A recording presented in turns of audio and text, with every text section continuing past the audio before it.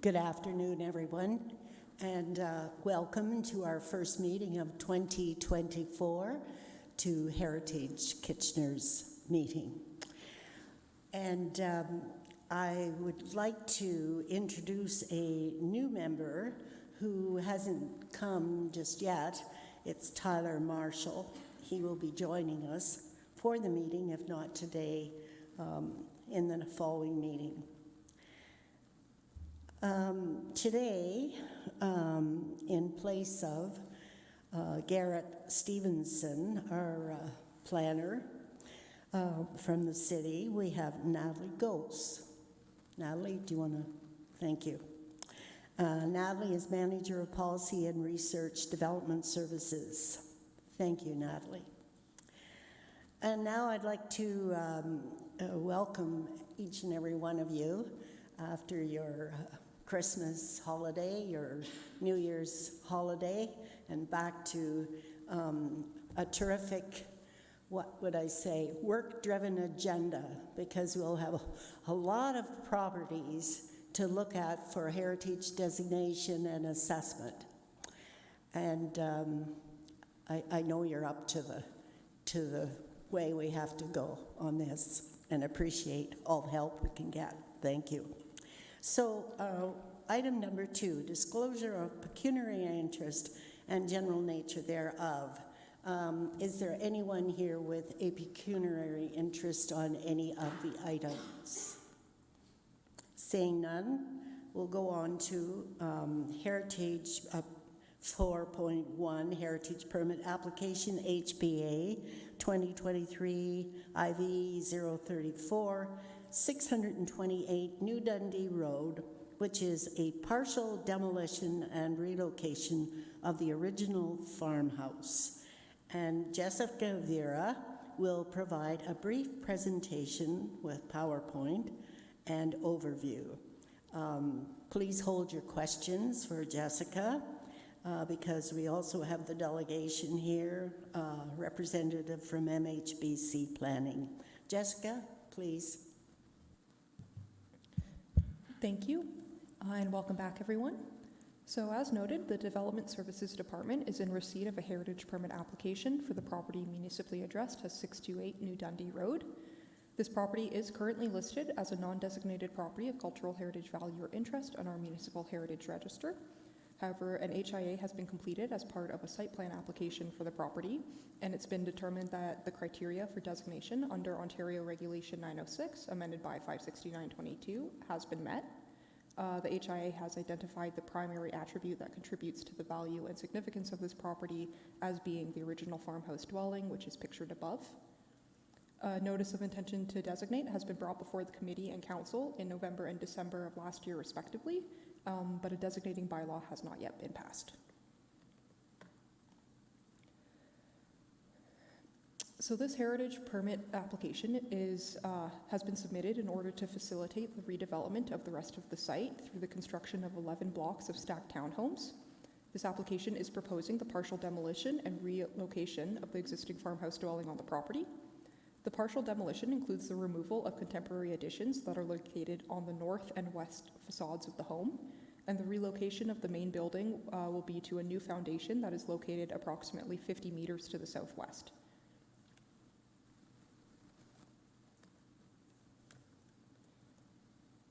The parts of the home that are proposed to be removed are outlined in red in the photo above. Per the HIA, the primary contributing heritage attribute of the property is the original farmhouse dwelling. It concluded that while the relocation could be classified as an adverse impact as it removes some original material and it moves the dwelling from its original location, mitigation measures can appropriately address these concerns. The remaining balance of interests are either neutral or positive, and through the work proposed, the heritage value and the interest of this property will be conserved. In addition to the HIA, a number of other supporting documents and materials have been prepared and submitted in association with the proposed work. This includes a relocation and conservation plan, a structural assessment, a commemoration plan, and a documentation and salvage plan, all of which have been summarized in the staff report. The intention of these documents are to provide a detailed plan on how the demolition and relocation is to be conducted in a manner so as to protect and conserve the identified heritage resources throughout and beyond the duration of work. The methodologies proposed are appropriate, and they will be guided and completed by qualified professionals, and the work is in accordance with our guiding framework for heritage conservation, which includes the 8 guiding principles in the conservation of historic properties and the standards and guidelines for the conservation of historic places in Canada. That concludes the staff presentation for this application.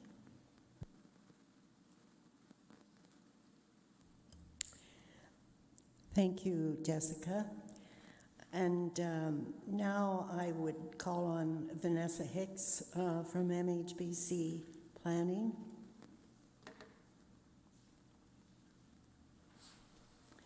And I'd just like to remind you to speak directly into the mic as I might have the to sound lean a doesn't bit. work so well. Sure. Thank you. You're very welcome. Thank you so much for having me back. Again, my name is Vanessa. I'm from MHBC, and I'm a heritage planner. Let's see if this clicky thing works. Here we go. So I came to you not too long ago in September to review the development proposal. And you can see here where the property is. We had great feedback from you last time. Of course, our proposal is to remove the features of the site with the exception of the dwelling and relocate it a short distance on site. And Jessica gave you a brief summary of the proposal, and we're coming to you for approval of the heritage permit application tonight, which we're in support of. And it's true that the designation hasn't passed yet, and we're coming to you with a heritage permit application, but I believe by the time the permit gets to council, the permit will be required because it'll be designated by that time.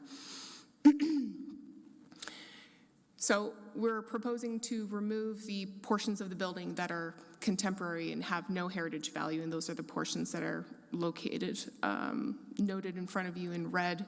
There's another part of that that wasn't on Jessica's presentation. It's part F, but it's not a part of the building. It's just a roof, and it looks like a part of the building when you look at it in aerial view. So we're proposing to relocate the dwelling. I think it's approximately 30 or 50 meters to the southwest, as you can see on the image here. And we've provided mitigation recommendations, conservation plan to staff. We're still working out some of those details as a condition of the approval of the permit today.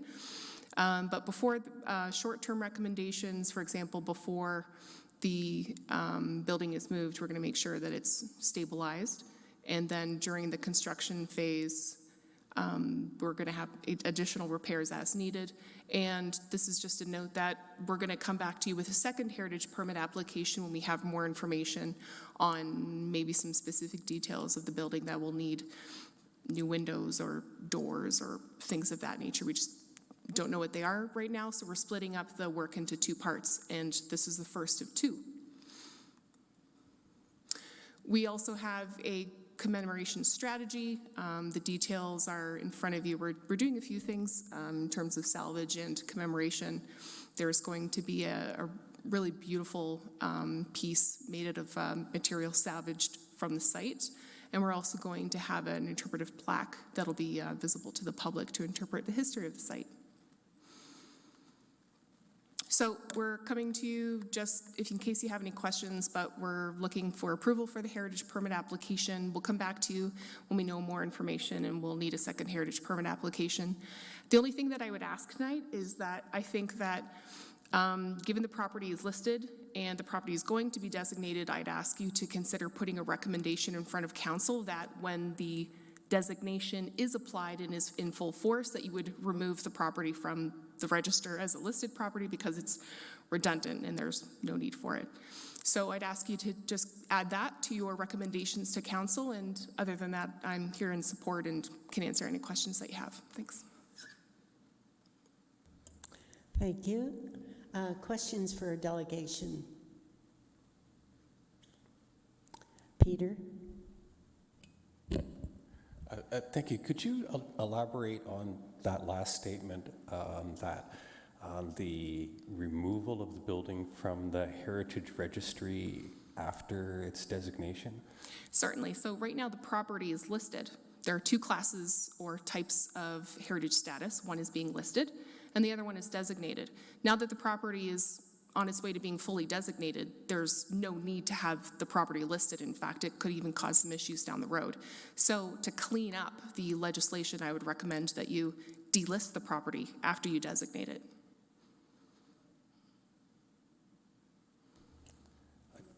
Yes, Peter? Question for staff, is this common procedure? Yep, it's part of our normal process to delist as we designate. Thank you.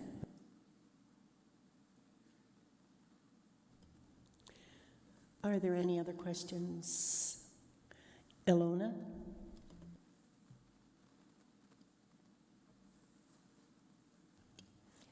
I just wanted to know what the future use of the building might be. Like, what are the plans for how it's going to be integrated into that community setting? It's intended for continued residential use. Continued? Residential use. Okay, thank you. Thank you. Any other questions? I do have a question for you. With respect to the barn, I hadn't realized how significant it looked in the interior, the beams and the material, the wood material and so on. And I was just thinking, it's unfortunate that it couldn't be looked at as perhaps adapted for reuse as an office in some way.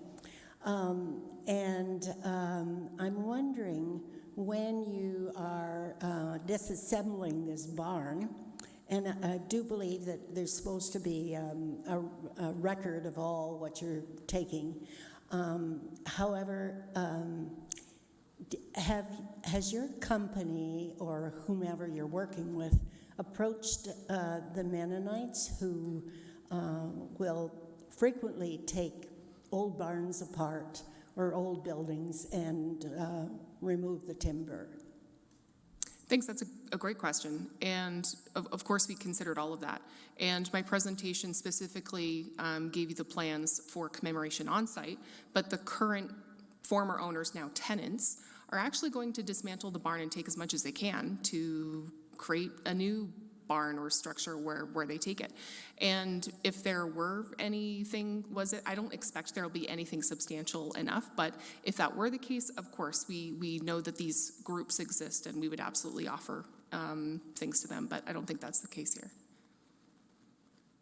Very good, thank you. Thank you. Now, we will return to our questions to staff. Any questions for staff?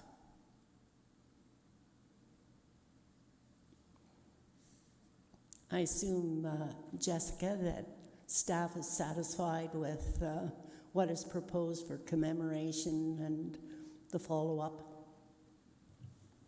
Through the chair, the commemoration is tied to a number of conditions for the site plan application. So we have received initial drafts of their commemoration plan, and we are in the process of working with the applicants to ensure satisfaction on everyone's end. Right. And if I recall, in the earlier presentation, there was reference to Irish settlers associated with this farm.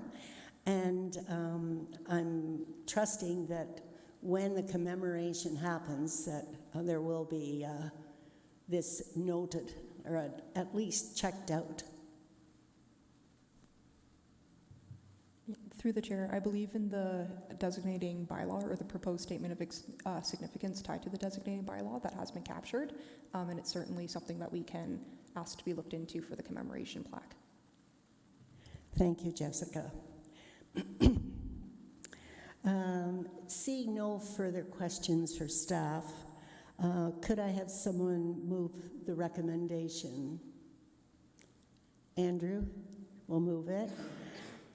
So, if this application receives unanimous consent from the committee, it can be processed under delegated approval authority following the committee meeting. Otherwise, it will proceed to council January 22nd, 2024.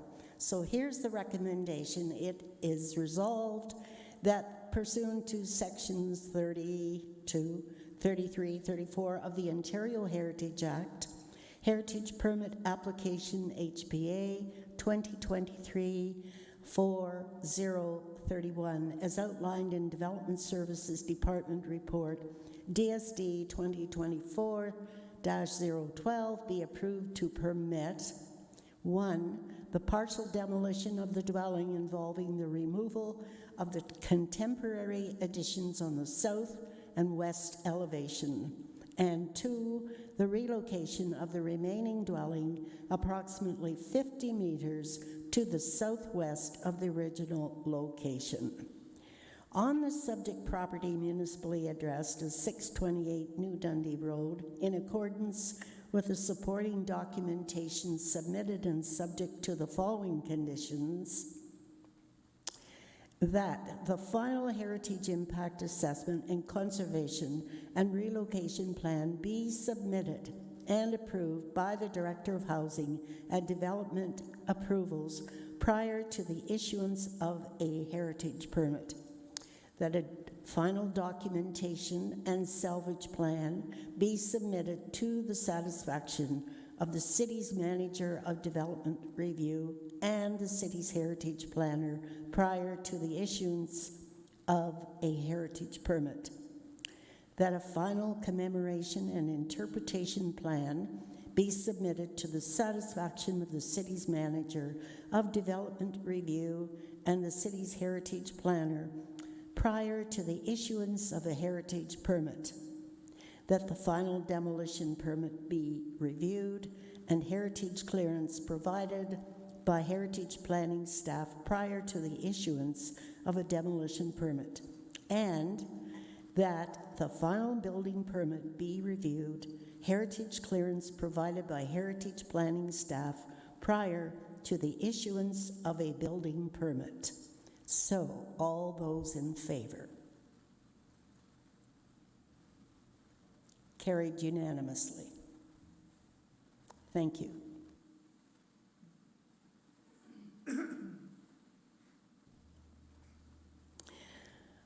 Item 4.2, Heritage Permit Application HPA 2023-4-030, 149-151 Ontario Street North and 21 Weber Street West.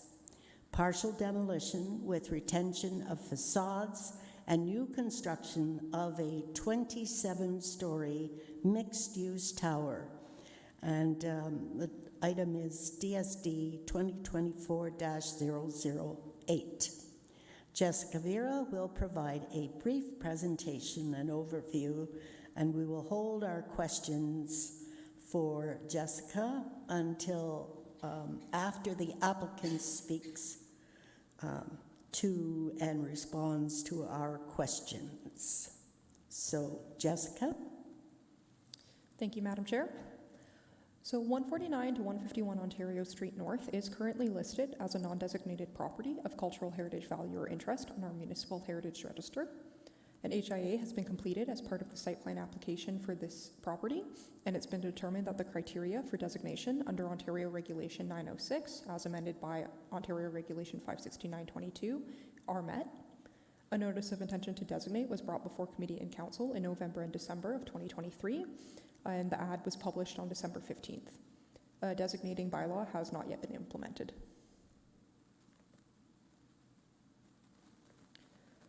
The work proposed within this permit includes the partial demolition of the existing building and the construction of a 27-story mixed-use tower. The new construction will incorporate the retained front and south side facades of the subject property into its podium. In order to facilitate this, alterations to several attributes will need to occur, including one of the brick chimneys, the fire-damaged roof, the roof of each bay window along the front facade. While the existing window and door openings are to be retained, the windows and doors are proposed to be replaced with non-combustible replicas to match the existing windows and doors.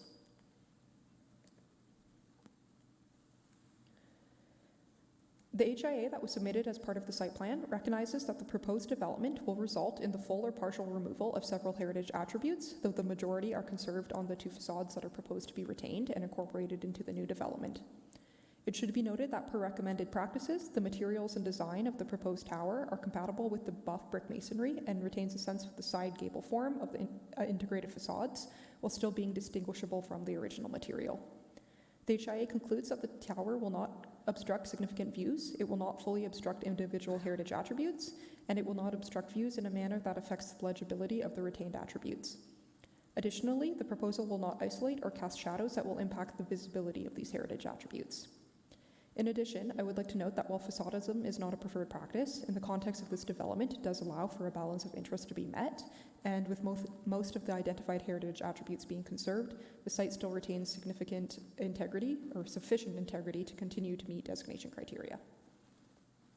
That concludes my presentation on this application. Thank you, Jessica. And now I'd like to call on the applicant to make the presentation and answer any questions.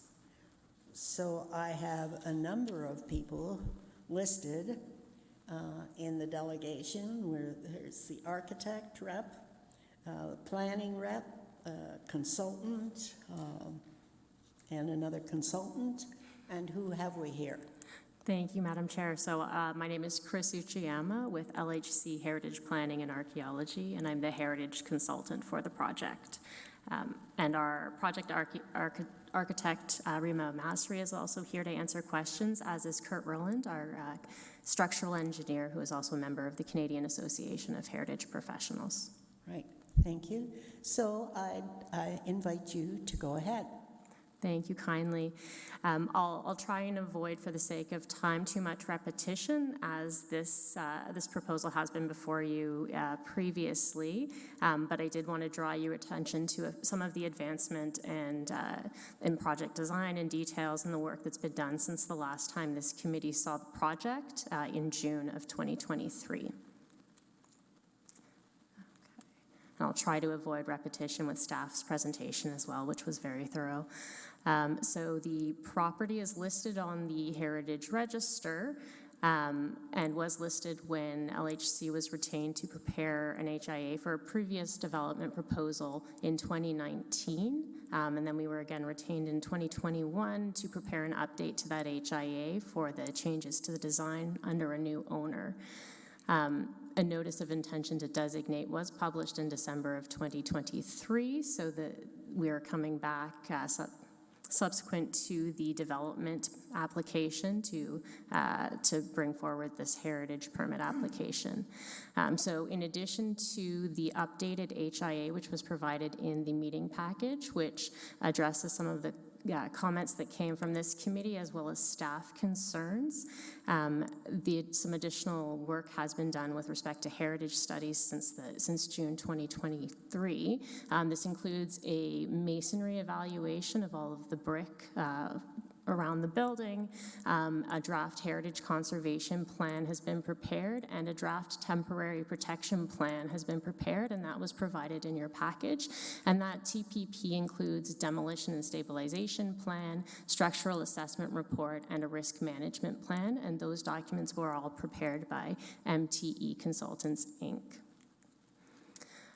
So as stated by staff, the property does meet two criteria, criteria 1, criteria 4, and you have in front of you a list of the heritage attributes, which include the buff brick construction, symmetrical plan with the 2 bay windows, wood brackets, brick coins, segmentally arched window openings, the soirs and drip molds, the front doors with transoms, and the 2 brick chimneys, one of which is proposed to be removed. Okay, I've got these drawings in here just for information in case there are specific questions. There you see the floor plan with the retained wall in the darker line along the top right corner with the 2 bays very visible there. And there is the side elevation as it would be retained and viewed from the side. And there are some renderings here as well, which I've provided, and we can go back to if there are specific questions. So retention of the building has been explored and was found not to be viable. So the partial demolition, retention in situ, and integration of the front west facade and the south facade have been identified as the preferred option for this property. There are a number of impacts that are being mitigated through the additional work that's been done. This includes the partial loss of buff brick construction, including the addition and the north facade, or the north elevation, the loss of the segmentally arched window openings and voussoirs on the north and rear elevations, loss of the brick chimney on the north elevation, and the side gable roof, we'll note, just as a reminder, that there was a fairly significant fire in April of 2023 that did cause damage to the upper floors. The roof itself is proposed to be retained in terms of its angle and planes, and then it will be glazed as opposed to being an asphalt roof. And as previously noted by staff, the doors and windows themselves are proposed to be replaced with replicas, although the openings will all remain intact. A number of mitigation measures have been recommended, including closely following those additional conservation plan and masonry evaluation report findings as the project proceeds. And these recommendations are all reflected in the conditions that staff have prepared in terms of the recommendation that's before you today. Thank you very much, and again, we're happy to answer any questions. Thank you very much. Questions for the delegation? Peter? Thank you. Before my question, I just want to say I think this is, from its inception, this is a terrific project, and the way that it's evolved through its different phases is quite exceptional. I think it's great. My question is how the demolition of this property, or the portions of this property, fit into the development schedule for the remainder of the property. So, as we have seen with other tower projects in the downtown, given the changing economic conditions of interest rates and market demands, there have been many projects that we have seen come before the committee that, while the intention is that they will go forward on an expedited schedule, many of them have seemingly stalled. Marketing programs have not been launched, and they seem to be in an indefinite holding pattern. And we can look at a half dozen of these kind of projects in the downtown. So what concerns me is that in granting in giving a demolition permit or a partial demolition permit to this building, when the schedule of the rest of the building, given the context, it makes me question whether we're really confident that the project will proceed at 100% certainty. So this is the ownership is a condominium or rental? So, through the chair, I may not be the best person to answer these specific, very high-level project questions. I'll call on Rima for that one. Hello, my name is Rima Masri, and I'm the architect for this project, so I can shed some light. So this is a plan to be a specifically rental property, and it is funded through a CMHC program for rental buildings. And my information is that program is active, and the owner is pursuing completing that funding approval. It received preliminary approval. And yes, a lot of condominium projects got stalled, but this is as a rental property funded by CMHC. It's proceeding.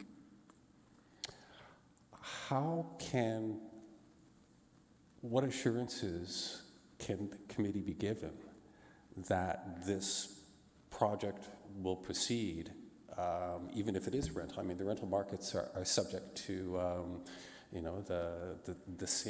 of the same challenges that the condominium markets have. And even though it has, it may have government support to a certain extent, I still worry about the gap in granting the demolition permit for this property and then waiting for the rest of the development process to happen, which is no guarantee.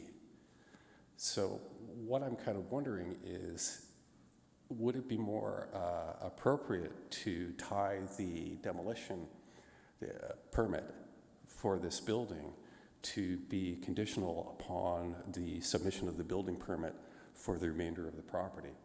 That way, if that gap between those two events transpires or does not happen, that this building is still intact. My fear is that a partial demolition of this building will happen, the rest of the project, for whatever reason, will not proceed, and then the building is lost in its entirety. I could be wrong, and Chris can correct me, but I believe we have to apply for a demolition permit to the building department, in addition to the permit that we're coming to you to approve. So, as I understand, your approval of the process for demolition doesn't allow us to go ahead and demolish the building. We have to obtain a demolition permit from the building department. And just in terms of schedule, we are currently working on the project. We were not told to stop or stall. In fact, we are being rushed. We're planning to submit a building permit early in February, with also a demolition permit to the building department. Thank you. Thank you.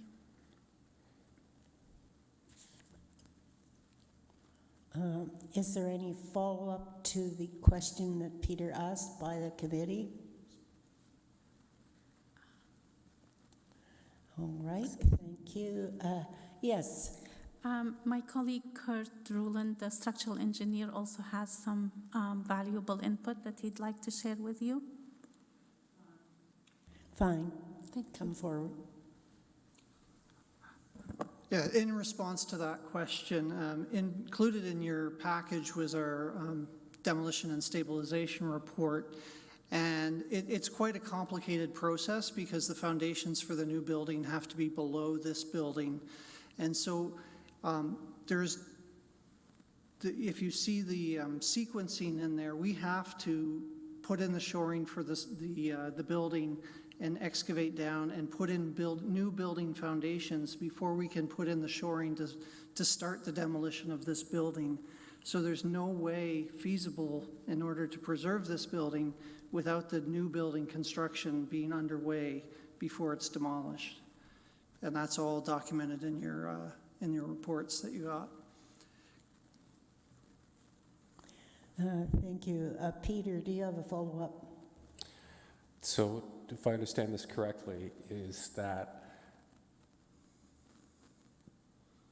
because of the technical nature of the construction, that the demolition of this building, or the partial demolition of this building, cannot proceed without the issuance of the building permit for the rest of the building? Correct, because the shoring that's going to stabilize that facade has to sit on the new foundation. Okay, so my concerns are addressed. Thank you.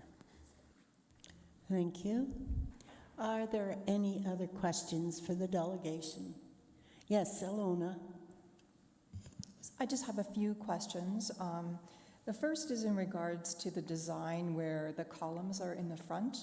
And I know that this was raised at the meeting in February as well. So from my perspective, those columns actually block the view of the building and sort of imprison it or sort of lock it in. And I know that in the report itself, it indicates that there's no shadows or anything like that that are cast on the building, but I don't understand how there can't be shadows cast if the building is over top, if the new building is over top. Thank you for that question. So I think just in terms of clarifying, certainly there will be shadows cast. So the impact assessment isn't necessarily a determination of whether there are shadows or not. Our determination is that the shadows won't affect the viability or legibility or visibility of the heritage attributes. So the columns themselves, though, kind of block the view, that you don't have a full view of the building itself. So it does isolate the asset, the heritage asset as well. So the columns themselves were reviewed, and it's not possible that they are required from a structural perspective in terms of supporting that building above it. So the goal has been to provide as much space above and then to make the columns as light as possible in terms of their look. But the removal of the columns was reviewed, and it's not possible from a technical perspective. Okay, thank you. I do have another question as well, and that is in regards to the shadows that will be cast of the 27-story tower itself and the surrounding heritage district. Was that taken into consideration? Because again, those shadows will reach over to not just Weber Street, but also Roy Street and maybe even further depending on the season. So has that been taken into consideration as well? Because it does cast shadows onto the Civic Center Heritage Neighborhood District. Certainly. So following the previous meeting where the development application came before this committee, we did go back, and the updated HIA that you have before you has additional analysis of the shadows and includes the shadow study. And similarly, there are some shadows, but our determination is that they don't affect the legibility or viability of any of the heritage character or heritage attributes of the HCD. Thank you. The other issue is also wind. So has wind been considered? And I don't just mean that in particular individual building, as the more we have of these towers, the more of a wind tunnel or a canyon we're building. And I mean, that becomes a multiplicative effect as well. Yes, so I do believe a wind study was prepared as part of the overall development application, but it wasn't provided as part of the heritage permit application. Okay, thank you. Thank you, Alona. Do you have any further questions? Not for the delegation. Not of the delegation. Done. Thank you. Thank you. Any other questions? Thank you very much, then. Thank you, Connie. Now, questions for staff. Ilona? Yes, so I do have questions for staff in terms of with the towers that are being built around the perimeter of the Heritage District, there's going to be more and more shadows cast onto the surrounding streets, the perimeter of the district. Is this taken into consideration on a whole, as opposed to just for the individual buildings? We have concerns that having all these towers around the perimeter will erode the perimeter of the district itself. Will people might not want to live there if they're living there under the shadows of these tall buildings. So my concern is about the shadows and also the wind that would be created from these big towers that are being built. So I'm wondering if staff have taken that into consideration as a whole, not just on an individual basis for these towers that are being proposed. Through the chair, Our shadow studies do have to be done on a site-by-site basis because the specific built forms of a tower can impact or influence what shadows are cast. Something that doesn't have a podium and is just a direct 25-story tower is going to have a significantly different shadow impact than a tower which is set far back from on a podium. So they do have to be considered on a site-by-site basis, but it is a common consideration that we ask for in our HIAs. Thank you.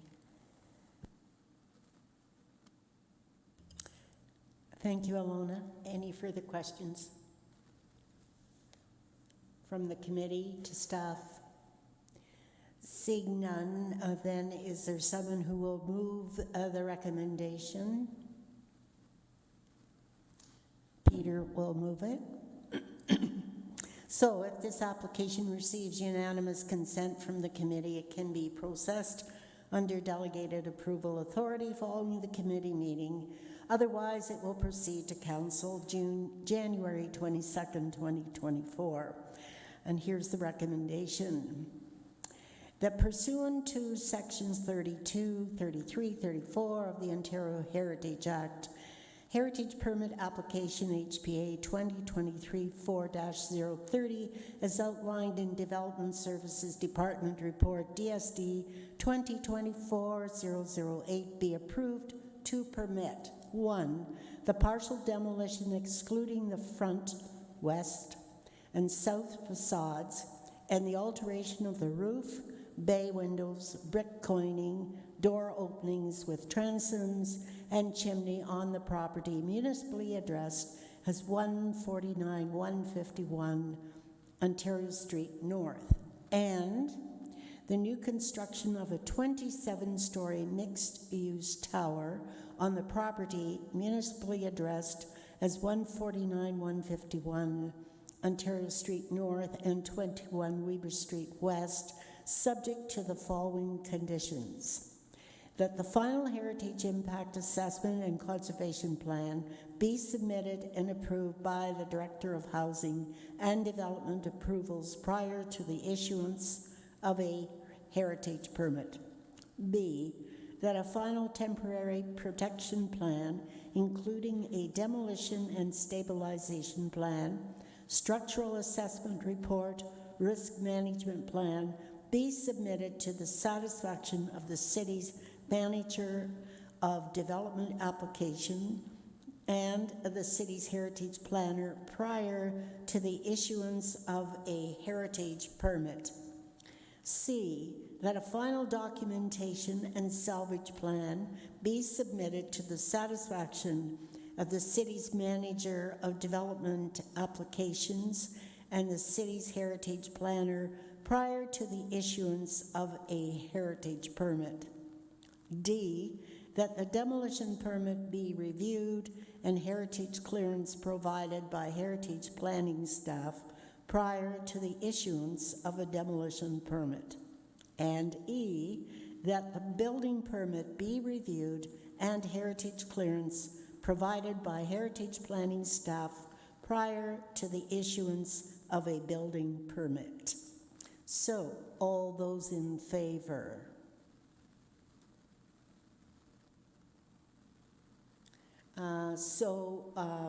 One opposed? One opposed. So this will proceed to council January 22nd, 2024. Thank you.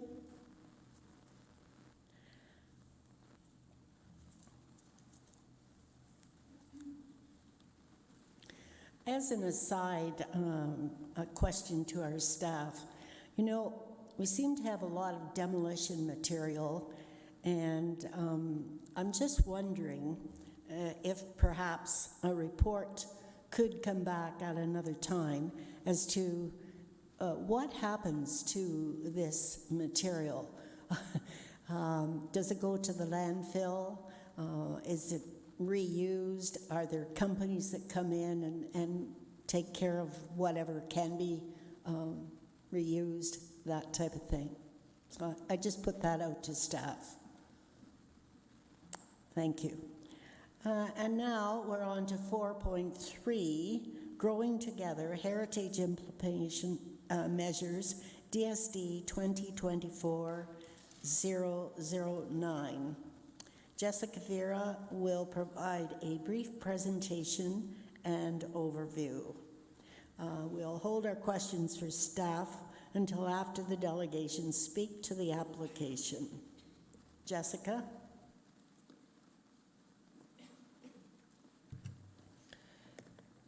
Thank you, Madam Chair. So for a brief background, Growing Together is the continuation of the ongoing planning review process that the city is undertaking that began with planning around rapid transit station areas and advanced through the Neighborhood Planning Review Project. These projects have been undertaken in response to the provincial and regional policies that have been introduced that center around protected major transit station areas, which are the areas of growth that are centered around our LRT system. Growing Together is an update to our planning framework, including the official plan and zoning bylaw, and as such also includes necessary updates to cultural heritage policies, which is the specific focus of this agenda item. In terms of the official plan amendments, the new land use designation for the residential areas within our HCDs is primarily Strategic Growth Area A. This land use limits new development to low and mid-rise forms, depending on the specific zoning that is applied, so that would be a maximum of 3 to 8 stories. It supports modest infill and integrated redevelopment and is appropriate for the existing low-rise, predominantly residential character of our heritage conservation districts. The official plan amendments will also implement greater recognition and protection of our cultural heritage landscapes, as it involves the delineation of the boundaries of 14 different cultural heritage landscapes, and it also fully implements our second cultural heritage landscape within the city, that being the Cedar Hill Neighborhood, CHL. The new policies that are related to the cultural heritage landscapes will provide staff the ability to require heritage studies to be submitted as part of planning applications for properties that are located within or adjacent to a CHL in order to assess potential impacts to the character of these CHLs. This is a new development as we do not currently possess the ability to require these additional studies.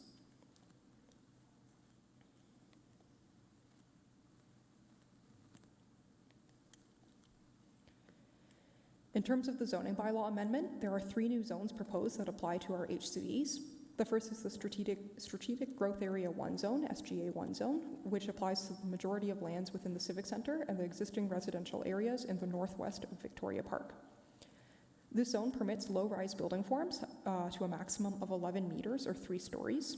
It's intended to support missing middle infill housing and complementary non-residential uses such as small shops or home businesses.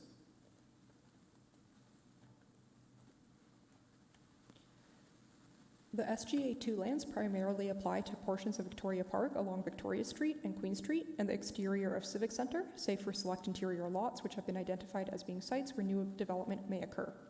Within the Civic Center, the majority of these areas have detailed site-specific policies that are intended to guide such new development so that it may be complementary and compatible to the existing character of the area.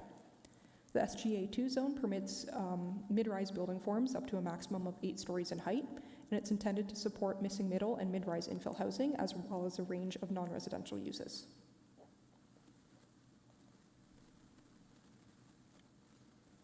The SGA3 zone is applied to limited areas within our HCDs, that being restricted to a portion of the Queen Street South Corridor in the Victoria Park area HCD, as well as the Queen Margaret Place apartments within the Civic Center. Within both of these areas, there are already existing high-rise building forms. The SGA3 zone permits high-rise buildings up to a maximum of 25 stories, and it's intended to support missing middle, infill, mid and high-rise housing, and a full range of non-residential uses. And that concludes the staff presentation on this topic. Thank you. Thank you, Jessica. And the staff you have with you today, we have Natalie and John, who are also able to answer any questions. Is that correct, Jessica? Yes, Madam Chair. I'm here to talk about anything that's specifically related to heritage, where they're able to provide more, they'd be able to comment better on topics related to zoning. Right, thank you. So now I'd invite Hal Yeager to provide a brief presentation And I do believe that committee, you were circulated with Hal's presentation prior to the meeting today. Hal, go ahead. Make sure you lean into the mic so we can hear you when you speak. Thank you very much. My name is Hal Yeager, and I applaud your ongoing efforts to reconcile heritage preservation with redevelopment. The Growing Together project now presents a long-awaited opportunity to protect heritage, respect property rights, and facilitate development decisions in accordance with objective criteria. I remain concerned that the Growing Together proposal leaves conflicts between heritage requirements and zoning permissions. I believe these conflicts present uncertainty in planning and may contribute to the erosion of heritage resources. 2 quick examples. Yes, we were successful in preserving the facade of economical insurance, but we failed to protect the interior. Yes, we preserved 107 Yonge, but we also agreed to the demolition of heritage resources at 50 to 52 and 56 Weber Street West. Beyond the destruction of individual resources, I believe each compromise signals our openness to further losses. I've approached the challenge between zoning and heritage requirements in a number of ways over the years since the launch of the secondary plan review in 2018. I first suggested that zoning be aligned with the existing heritage resource we are trying to conserve. I received the sensible rebuttal that the unfortunate event of a tornado, why would we not want to redevelop in ways that are compatible with the remaining heritage resources? And I think that's a good point. I then suggested that the overlaying heritage directives be integrated into the zoning via special regulations. This could guarantee that zoning permissions implemented after the establishment of the district plan are achievable and consistent with the plan. I believe this could save planning staff, council, developers, and neighbors from a needlessly expensive and time-consuming process. In response, I was told integrating zoning and heritage would be too time-consuming. I am uncertain that this argument adequately appreciates the time of all involved, but I return to the search for a solution acceptable to planning staff. Now I suggest that we insert a clarifying statement into the official plan along the following lines, substituting strongly encouraged with required, should with shall, and so forth. This could save us from the argument that the district plan merely offers recommendations, and thus decisions that go against its recommendations are still lawful. As we know, the district plan was written as a proposal by a consultant, and the words chosen in that context. As I see it, when council adopted the plan, the recommendations and proposals became law. A clarifying statement in the official plan could put an end to the question of semantics. I have yet to hear back on this latest suggestion. In light of my preceding statements, and to avoid potential misunderstandings, I ask that the following statements in the staff report be removed or revised. I believe I've sufficiently addressed this first item. This statement before you may suggest that the report addresses community feedback. I do not see the comments I submitted and copied to heritage planners as being addressed. Were my comments received and considered? Were they perceived as baseless? If not, how does the report address the concerns raised? The staff report does not mention that the north side of Margaret, which is in the interior of the Civic Center Heritage District, is also proposed to be zoned Strategic Growth Area 2, which would permit greater height and a broad array of commercial uses. I fear the omission could lead uninformed members of the community or council to misunderstand the situation. Kitchener's decision as to 16 to 20 Queen Street North was to retain the facade only, despite clear exposition of the heritage value of the interior in terms of both architecture and local history. While I grasp that the decision respects property rights and supports intensification, the record demonstrates that the heritage review process did not succeed in fully preserving a leading heritage resource. I address these matters more fulsomely in my attached comments on the Growing Together proposal. Please deliver to Council a recommendation that ensures more certainty in planning and better safeguards of heritage. Thank you. Question, thank you very much, Hal, thank you. And questions to the delegation?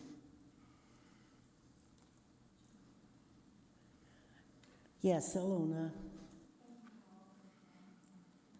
Thanks, Hal, for providing your perspective.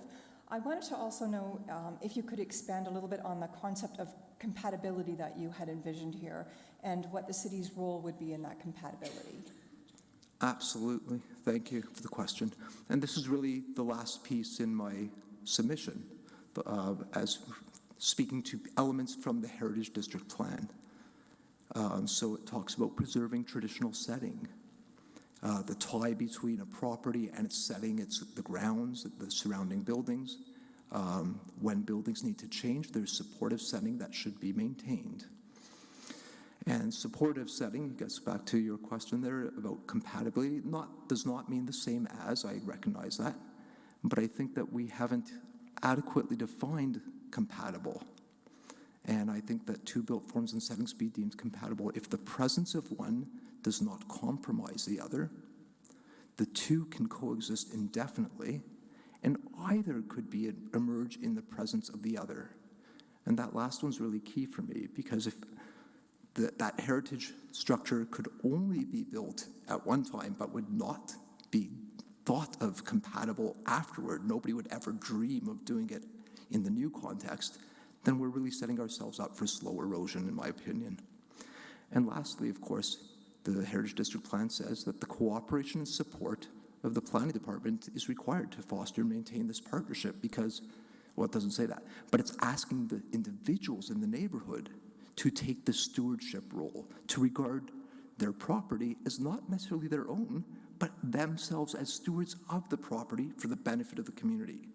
And that can't work as a one-way relationship. That will take cooperation and partnership from the Planning Department and the city as well.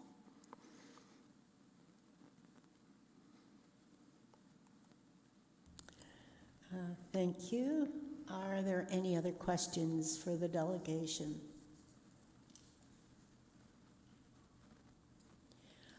I just have a question to our clerk. Marilyn, this presentation will be part of the minutes, will it? And we have it. Yes, it will. Thank you. I believe I have a question for staff on this. However, I thank you, Hal. There are a number of concerns raised, and I do believe there are some valid concerns as presented by the delegation. I know we are not recommending making motions to council. However, I do believe that the residents of this particular Heritage Conservation District have a lot of concerns, and especially this will be in an area of intensification. There will be lots of development pressures and so on. So I have a question to staff. Will you be reviewing these comments and then perhaps having a discussion with the delegation? How can we handle this so that we ensure that the heritage is protected in the districts, abutting the districts, and so on? So Jessica, do you have an answer for that? Maybe Natalie has to answer, or John. So through the chair, I can answer the first part, and then I can turn it over to Jessica for the specific cultural heritage considerations. So as part of our overall Growing Together project, we have been in conversation over the course of about 10 years. For Growing Together specifically, this was a relaunch of this work in early 2023, where we had a series of workshops in March and April of last year, and then conversations with the community throughout June and July, and then a third round of conversations in November. The delegate actively participated throughout those conversations. So we've been in pretty constant communication with this delegation with respect to their matters and concerns. All of the submissions that are provided through the Growing Together project, including the ones submitted through Heritage Kitchener, will be and have been considered by staff, along with technical considerations as we prepare a final official plan and zoning bylaw amendments. Thank you, Natalie. Jessica, do you have anything, or John, to add to this? Yeah. Oh. Yeah. Thank you. Yes, so Madam Chair, I would just like to highlight that in terms of the specific impacts or how this will be impacting our ability to do our heritage planning and protect our resources, any of the amendments that are being proposed are not removing or not taking away from the tools that are currently in place. And if anything, our ability to protect heritage is being strengthened by what is being proposed. Our official plan amendment is now including a new policy which specifically outlines that when there is conflict between the official plan and our Heritage Conservation District plans, the Heritage Conservation District plan supersedes the official plan. This is legislation at the provincial level as well, but we are now reinforcing it at our local municipal level. Further to that, the areas surrounding the HCDs, many of them are cultural heritage landscapes. We are now being given the ability to request additional studies for any properties or development within properties within those cultural heritage landscapes. So we now have a broader range or a broader ability to request those studies which do assess impacts when development occurs. Thank you, Jessica. Our next delegation is Mr. Gail Poole from the Architectural Conservancy of Ontario North Waterloo Region Branch.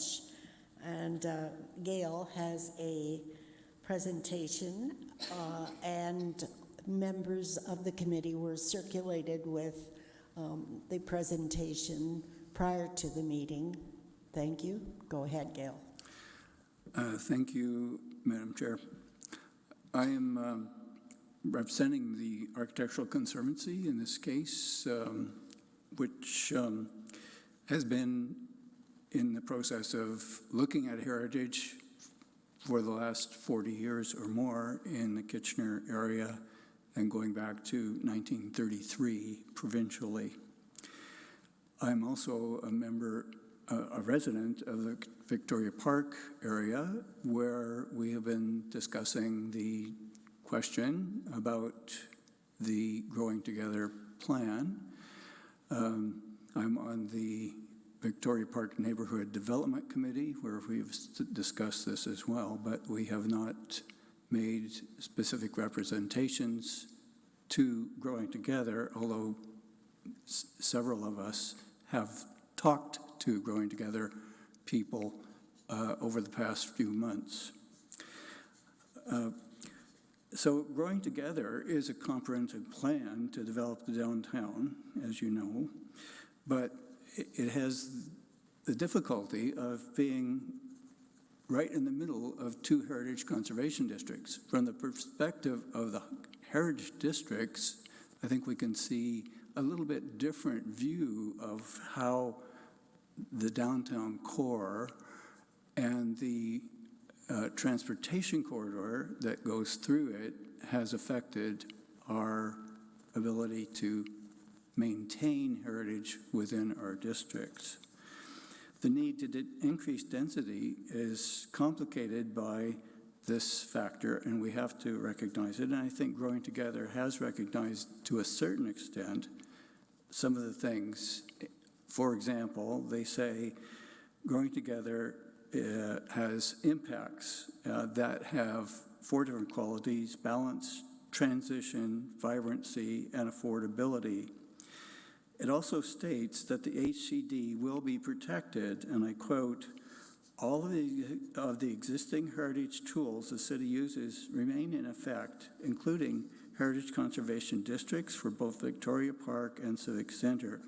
The policies in these plans remain, and take precedence over the new land use and zoning anywhere there is conflict, though we have worked to minimize any potential for conflict. That's from the Community Guide to Land Use of the Growing Together materials. We think that the proposed zoning will create a very unstable environment for development in the downtown and harm the HCDs. The ACO sees that over the years, when proposals come forward that involve heritage buildings, that some rationale is put forward to demolish and to build anew, in effect, eating away at the very fabric of what makes Kitchener a vibrant place to live and work. In our brief, we describe in detail some of the actions taken over the years that has compromised the integrity of the Victoria Park Heritage Conservation District, particularly along Queen Street. And I have to remind staff that in the Heritage Plan, there is a section starting on page 66 about new developments and how our new buildings in particular, and they list 14 different aspects and policies that should be in place when new buildings are put in place.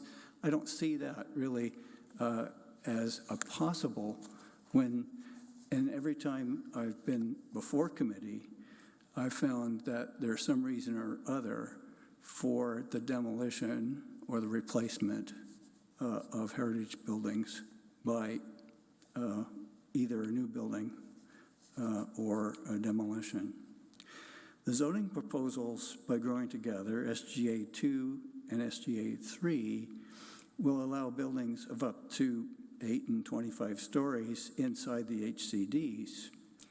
And it will also allow SGA 4 allowed along the border of HCDs. In other words, SGA 4, unlimited height along Joseph Street in the Victoria Park area, is going to impact the Heritage Conservation District. Tall buildings are already impacting the views from the park, as I've mentioned in previous submissions.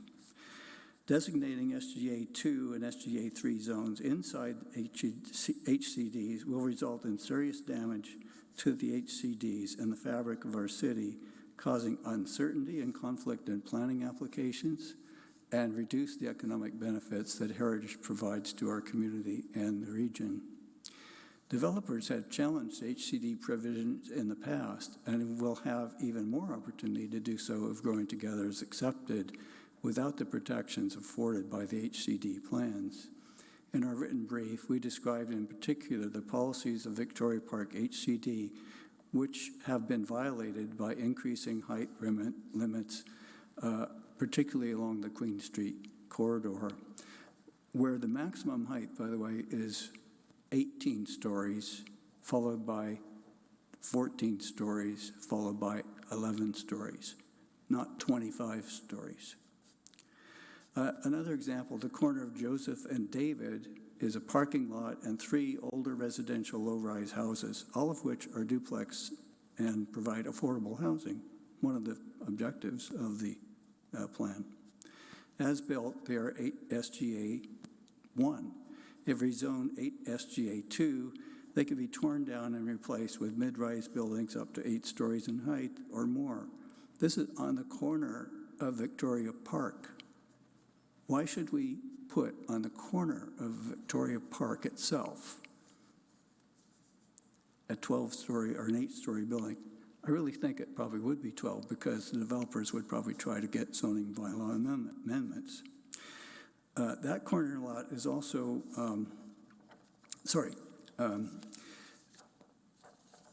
we're also concerned about SGA 3 in other parts of the area bounded by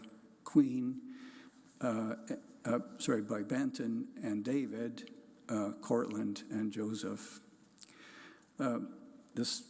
As I said before, the HCD plan has specific guidelines as to how to integrate new building within the HCD with low-rise, heritage-appropriate style, and massing, plus 14 other criteria for ensuring continued character of the Heritage District.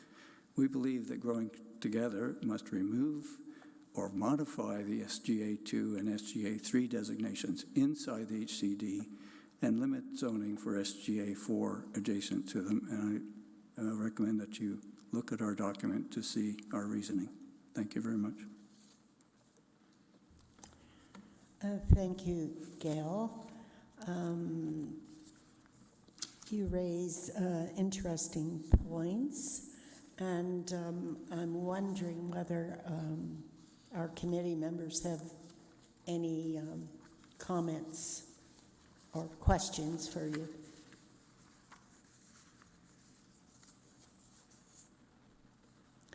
I just want some clarification, Gail. You mentioned 14 policies, Yep, page, which are in the plan. yeah, they're in the plan. They're policies.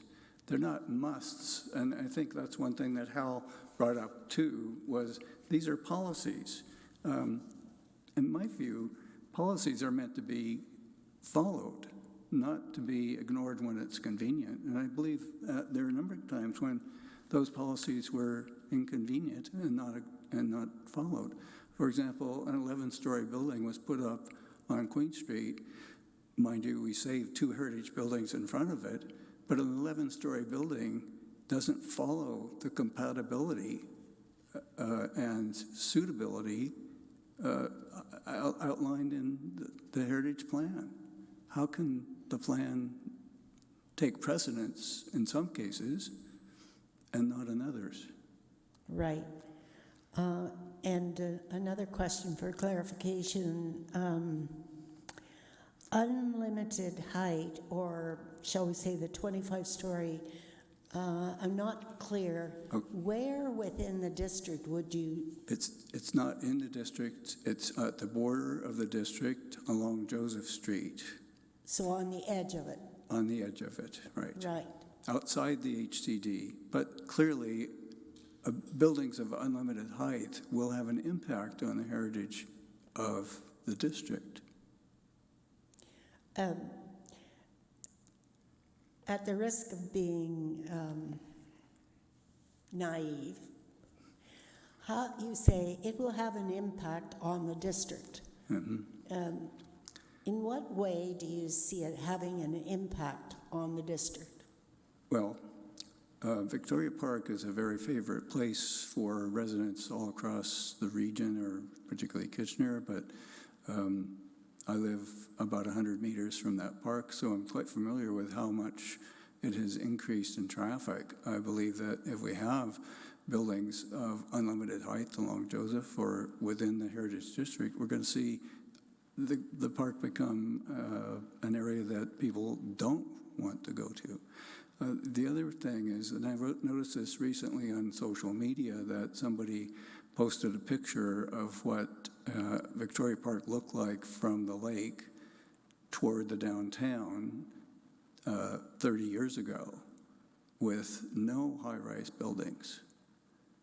And today, with several high-rise buildings, this does have an impact on the park itself and the enjoyment that people get from living in a natural environment or walking or running or whatever they do. So I think that to say a building outside the historic park, the historic district, has no impact simply is not true. We've seen in other cases, and I don't want to go too far afield here, but I believe in New York City around Central Park, there are limits of building heights and building textures that limit the way those buildings are viewed from within the park. In fact, in many parts of the park, it's very difficult to see the buildings around it because they are low. They're about as low as the tallest trees if you're inside the park. If I may further Yes. this comment from you, what would you see as appropriate along the edge? Is there room for gradation or grades or like different heights, Yeah. that kind of thing. Yes, I did say that in our detailed report. Didn't think there was enough time.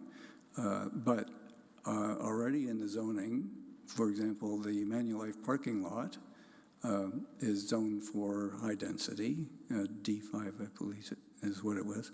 But on the half of the parking lot next to the Heritage District is a limit of 10 meters. So it's a special provision just for the part that's close to Victoria Park. If that kind of provision were placed along the perimeter of heritage districts, I think we could see a reduction or proper transitions, and the impact of the high-rise buildings would be mitigated. Thank you, Gail. All right, and are there any other questions to elaborate on any of these comments? Thank you.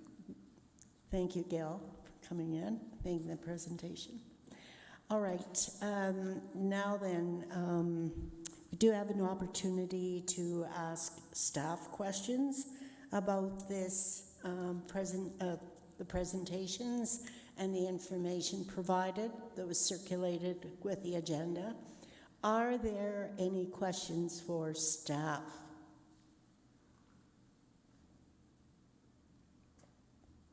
Yes, Amuna. I don't really have any questions, but I do have some comments that I wanted to make. And that is in regards to the tooth that these Heritage District plans have. I think we've seen several examples.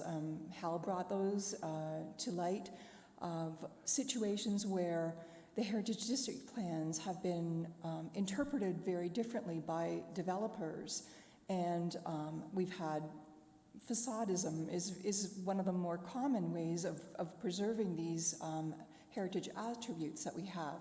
So that to me is a really big concern, that these heritage district plans, while we might have them in place, they don't have enough tooth, they don't have enough bite, they're not followed, they're not respected.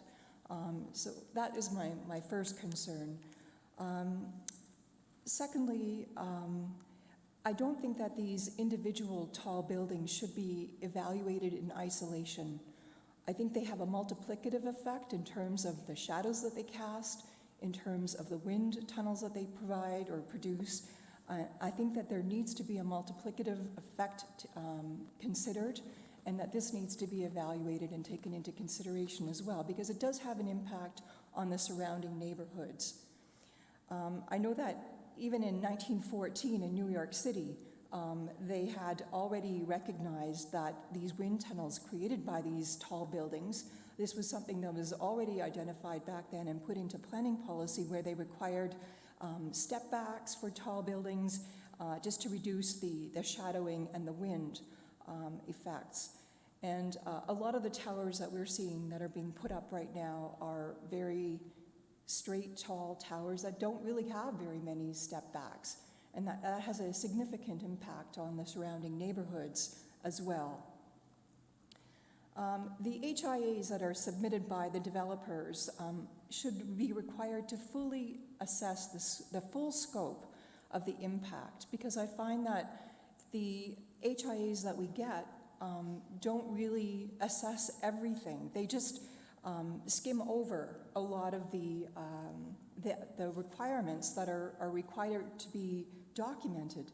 And in particular, I want to mention 30 to 40 Margaret Avenue, where they suggested that the only negative impact of that particular HIA is the removal of 2 trees, is much more significant than just the removal of 2 trees. That has a huge impact on what they are proposing, had a huge impact on our neighborhood. And so that was really not delineated in that HIA.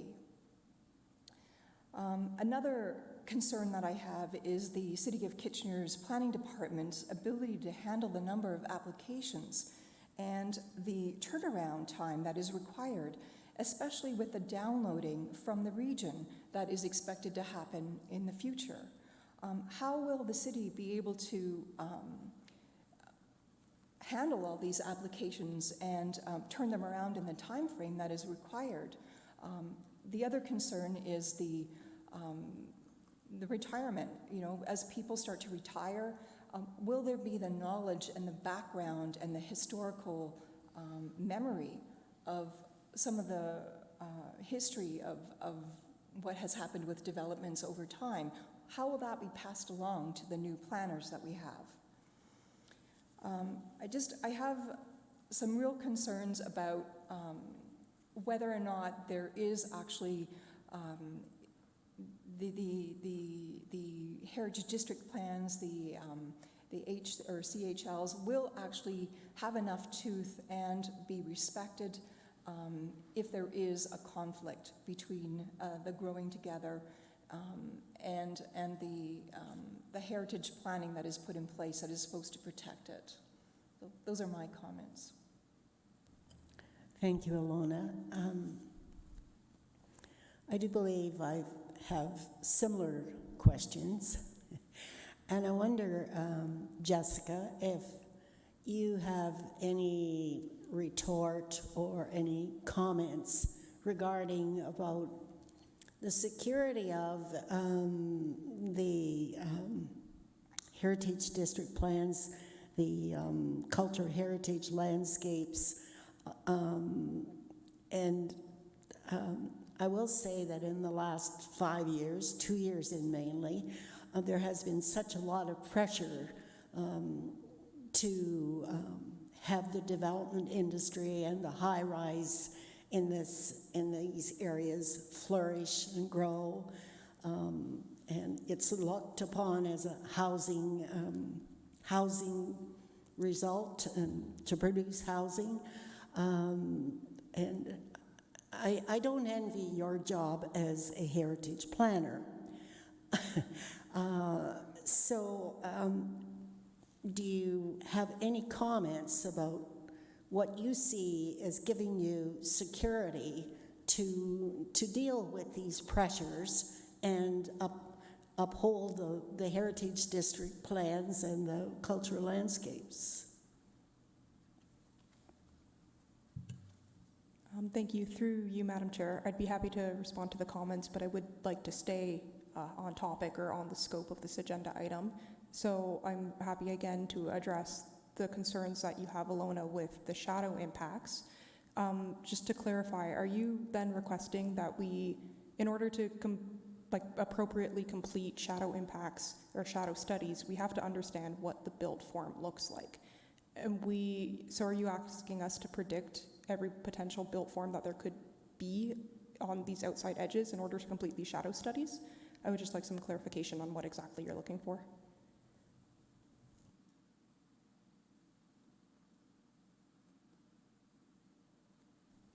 So in terms of the shadow studies, if there were like a maximum height for gradation, similar to what was suggested by Mr. Poole, just so that there was sort of a maximum envelope that could be envisioned, that would perhaps be helpful and at least provide some guidance. But if there is no maximum envelope, then we really don't know. Like, there's going to be shadows cast onto those neighborhoods, especially at certain times of the year. And now, where we're trying to also find green energy or greener opportunities, anyone who wants to put solar panels on their roofs, if their shadows are, if those shadows from those tall buildings are cast on those roofs, how are they supposed to be able to put in any kind of solar energy devices if that's what they wanted to do? I mean, it restricts those kinds of opportunities. Thank you. So in terms of heritage planning, the concern with shadows relates to impacts to visibility of identified heritage attributes. And shadow impacts can be lessened as identified within even the Victoria Park Area Heritage Conservation District Plan. Shadow impacts can be lessened through design treatments. So that's why things have to be undertaken on a case-by-case basis. It's not really feasible, and I'm not entirely sure what benefit we could get out of trying to impose a blanket envelope in the surrounding areas to the HCD. We still have the ability to request the studies that complete specific analysis for those impacts. So even when the studies are requested and they're provided, I mean, is there ever any opportunity for city staff to say, no, that's not appropriate? Because usually the studies are just provided and then they go ahead with the bills. Like, has there ever been a situation where they've said, no, that's not appropriate? In that regard, I can't perhaps speak fully in detail because I wasn't present, but I do know, for example, your previous example of 30 to 40 Margaret, not the existing site plan with the townhomes, but the one before that, the 6-story building, if you recall. A shadow study was done to determine the impact on 54 Margaret right next door, and as a result, the buildings were shifted 3 meters away from the adjacent building in order to lessen those shadow impacts. So there is constant conversation between city staff and applicants that happen as a result of the studies that we request and the analysis that is done. I just find that with this focus on intensification, there is more laxity in terms of what is permitted. And there's more of a loose interpretation of the Heritage District plans by developers. So I have some real concerns about that. Sorry, through the chair, can I just add a little bit of context to that? So any assessment report, so be it heritage or design, that is received is prepared by a qualified professional on behalf of the applicant, but then they are all assessed, and as Jessica mentioned, are assessed by staff, and there is a back and forth conversation. Policies within all of our heritage conservation districts and our official plan are policies that are meant to be interpreted and are meant to be read, as a collective. And we do work with each of the applicants and with Heritage Kitchener to try to strike that balance, right? And we don't just accept the assessment reports that are given, we do evaluate them and have, a back and forth conversation to ensure that what is being submitted is acceptable from a cultural heritage perspective. Thank you, Alona, Natalie, Jessica. I'm going to go back to Mr. Poole's presentation. He mentioned that 14 policies, if I heard correctly, did not seem to be indicated in the Growing Together plan. And do you have any comments? Maybe they are seen as being incorporated someplace. We just haven't found them. So can you comment? Can either one of you comment on that?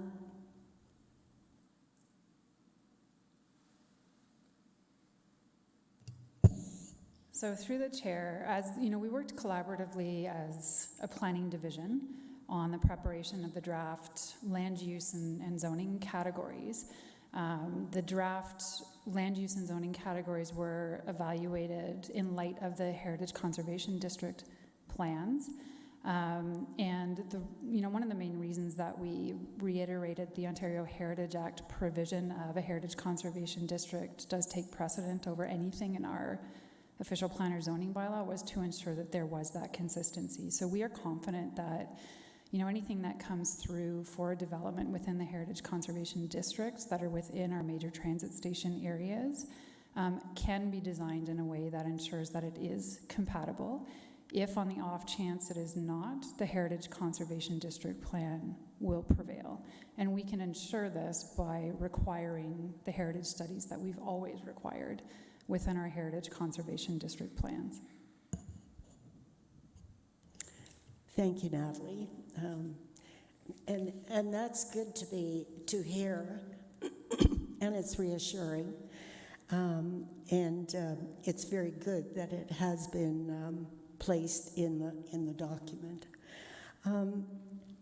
There has been another concern which residents have raised with myself, and it has to do with about the unlimited height around the districts. And I think it was highlighted by Mr. Poole. And It sure would be great if we could see a graduated type of height between the district, these low-rise buildings, and then the taller ones.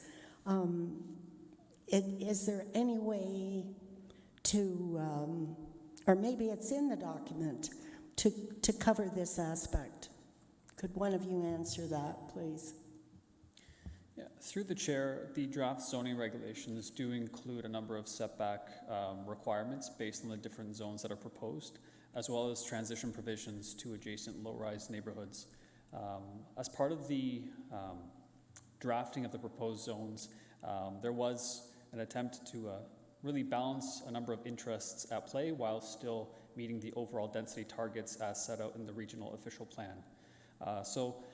Through the application of the zone categories and the creation of the zones themselves, there are transition provisions, there are setback provisions in terms of having buildings set back on a podium, as Jessica had mentioned earlier this afternoon, while still making sure that on balance, per protected major transit station area, we are able to achieve the density targets as set out in the regional official plan. Thank you, John. And my last comment, unless one of the other committee members has a question or whatever, I would like to go to the item, and this for the planner, 11C135. And it says, design in cultural heritage landscapes. The statement introduces 4 concepts. And it says, new development or redevelopment in cultural heritage landscape should. Having had quite a lot of experience with working on heritage and plans and official plans, I have difficulty with should. We all know it should, but could you see it in your way to use shall or will instead of should?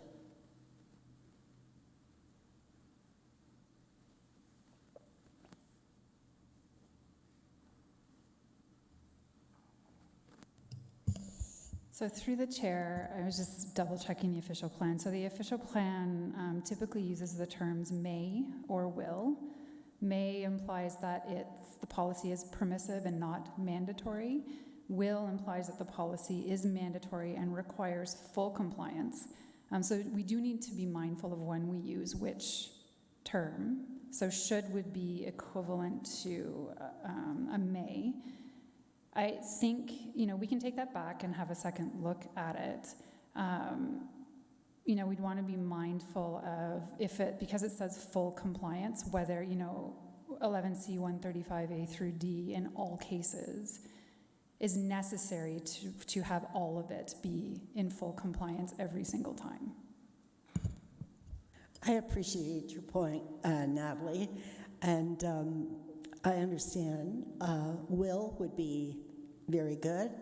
And I guess I look at the 4 points as very open-ended, and there's enough ability to have wiggle room with what you have to do.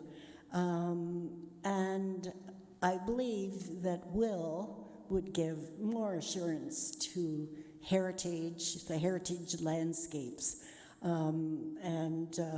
It's meaningful. But I do understand the mays and the might be and the should. However, as I look at the 4 points, I think they're quite open. We have enough leeway there, and will just reinforces it. So I appreciate if you can take that back and have a go at it. Thank you. Are there any other questions, comments?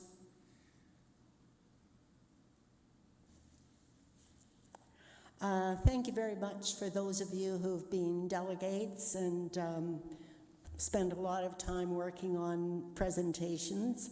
That's good. Lots to dialogue and think about. All right. So we're now going to turn to 4.4, the Municipal Heritage Register Review, and an update. Jessica Vera will provide a brief presentation and overview. And I believe this is about 33 Eby Street South and 72 Victoria Street South. Thank you, Madam Chair. So yes, this is a part of our ongoing Municipal Heritage Register review work that we had initiated last year in response to Bill 23, in which the committee has been helping us out with. I would like to acknowledge ACO has also extended their offer for assistance in the review of this property, and staff do appreciate the aid that they have provided in the review. So this concerns 2 more properties we have to present to the committee, both of which staff believe meet the criteria for designation. The first being 33 Eby Street South, which is a 2-story mid-19th century residential dwelling. Our assessment has determined that the property meets 5 out of the 9 criteria. So in terms of its physical significance, the building is representative and an early example of the Ontario Gothic Revival cottage architectural style. It has historic and associative value due to its association with Henry Eby and the prominent Eby family. I believe it was in their possession for 126 years before it moved to a different family. And further, it can also contribute to an understanding of the German immigrants and the German history of the area, including the influence on economic development. In terms of its contextual value, that lies in the building's contribution to the Eby Street streetscape, as well as the character of the surrounding Cedar Hill neighborhood cultural heritage landscape. Oops, sorry about that, I forgot to flip the slides. Next is 72 Victoria Street South, which is a 4-story early 20th century industrial building, and which we determined meets 6 of the 9 criteria for designation. In terms of its physical value, the property is a representative example of the Berlin industrial vernacular style, and further it displays artistic merit through the detailed elements that are visible in its design, such as the Doric columned portico with decorative cornice, as well as the semi-ecliptical main entrance door opening with the red brick arches. Further, it has historic value due to the original owner of the property, named William T. Sass, as well as the use of the property and the contribution it makes to the economic development of the city. It also helps us contributes to an understanding of the industrial and economic development of the city in relation to the rail lines that were built. Its contextual value relates to the fact that it remains in its original location within the Warehouse District Cultural Heritage Landscape, home to several other historic industrial buildings, including directly next door, which is the Huck Glove, and across the street, which is the Lang Tannery. And again, it illustrates the connection between industry and the railroad, in addition to the connection between industry and the worker houses that are in close proximity. Staff do recommend pursuing designation for both of these properties. And that concludes this presentation. Thank you, Jessica. Are there any questions for staff regarding the 2 properties? Seeing none, then could I have someone move the recommendation? Natalie, thank you. So if this report receives approval from the committee, it will go to council for approval on January 22nd, 2024. Pursuant to Section 29 of the Ontario Heritage Act, the cultural heritage value or interest be recognized and designation pursued for the following properties as outlined in Development Services Development Service Department Report DSD 2024-022, and the properties 33 Eby Street South, 72 Victoria Street South. All those in favor? Carried unanimously. Thank you. Going on to 4.5, Strategic Plan and Heritage Kitchener Committee's mandate. We will defer that to the February meeting, and also our committee work plan for 2024. And now, information item, the heritage permit application tracking sheet. Jessica, do you have any comments on that? Or maybe committee members have a question for Jessica, but Jessica, make any comment? Through you, the chair, there's no updates. Thank you. Any questions for Jessica? Yes, Natalie. Previous meeting, we mentioned that the letters did go out to the property owners. I was just curious, if the property owner does not reach back out to the city to designate, what happens moving forward or they're not in agreement? So through you, the chair, it's a 30-day appeal period in order for them to object to the designation. Once the 30 days is up, the city would proceed with the designating bylaws. Thank you, Natalie. Jessica, 30 days, what is the anticipated date? Is that in January? Through the chair, the ads were released December 15th, so January 15th would be the final day of the appeal period. Thank you very much. Any other questions for staff? Seeing none, then, who would like to adjourn the meeting? Andrew would. Thank you very much.